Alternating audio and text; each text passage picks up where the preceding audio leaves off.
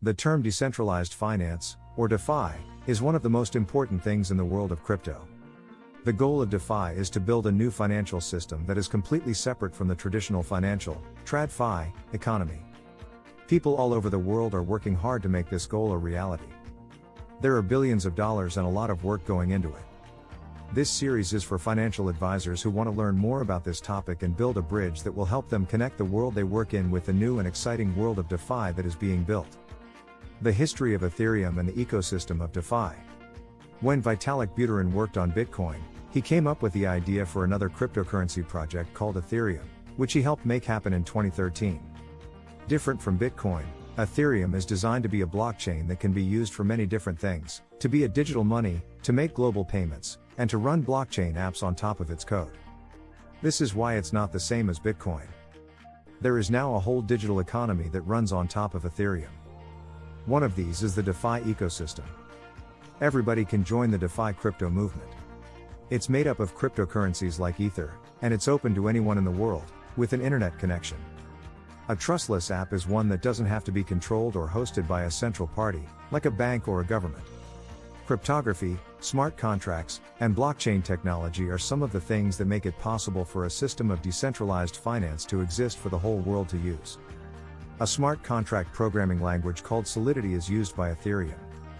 This language allows for all of the logic that financial contracts need to be included in the application code. As more and more cryptocurrencies come out, they compete with Ethereum to run DeFi applications, but it is important to remember that Ethereum is the largest network and was the first project used to make DeFi. Avalanche, Terra and Phantom are some of these other cryptocurrencies. First, MakerDAO was built on top of the Ethereum blockchain in 2015. MakerDAO lets anyone use smart contracts to lock Ether, or ETH, and make DAI, a stablecoin that is backed by the US dollar. DAI is used a lot in the MakerDAO savings platform called Oasis, which makes a decentralized bank. Oasis used the power of stablecoins and smart contracts to make a lending and borrowing platform for its users. This is how it did it. In the DeFi ecosystem, people lend and borrow money. A lot of people use lending and borrowing platforms to get money. Users can lock their crypto positions into a smart contract and then borrow money against their positions. It's possible for other people to lock their crypto positions into a smart contract and make money by giving their coins away so that they can be lent to other people. An interesting thing to note is that lenders in the DeFi ecosystem make much more money than they do in the traditional financial system. When you run a smart contract, you don't have to spend as much money as you would to run a traditional bank. This means that most of what you make from lending money goes directly back to you through the smart contract. Many people believe in these smart contracts because they are completely transparent. They can make a lot of money from them. In a world where interest rates are very low, cost-effective smart contracts are coming up with a way to solve this problem. In this case, many people are angry with central bankers for allowing interest rates to be so low, but a solution isn't found in politics but rather through technology, which has once again given everyone an opportunity to borrow and save at the same time. It might be a good idea to protect yourself from the traditional banking system by building a strong portfolio of DeFi loans. Compound. Another big application of DeFi is Compound, an algorithmic protocol that lets people lend or borrow crypto assets and start making interest. It has its own cryptocurrency called Comp. There is currently $8.9 billion in Compound contracts that aren't being used yet, according to DeFi Pulse.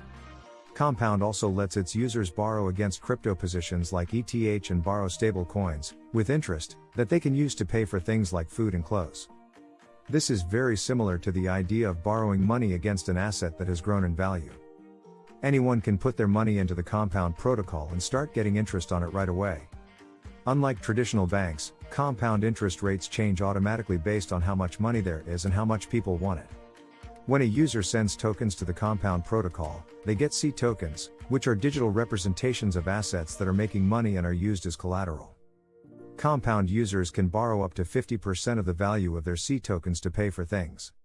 In the same way that traditional financial systems work, there are points when the borrowed money can be sold.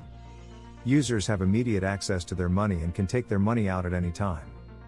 Aave and short-term loans. Another big platform in the DeFi ecosystem is Aave, which lets people lend and borrow money. The same as Compound, Aave is a decentralized, open source, and non-custodial protocol that runs on the Ethereum platform.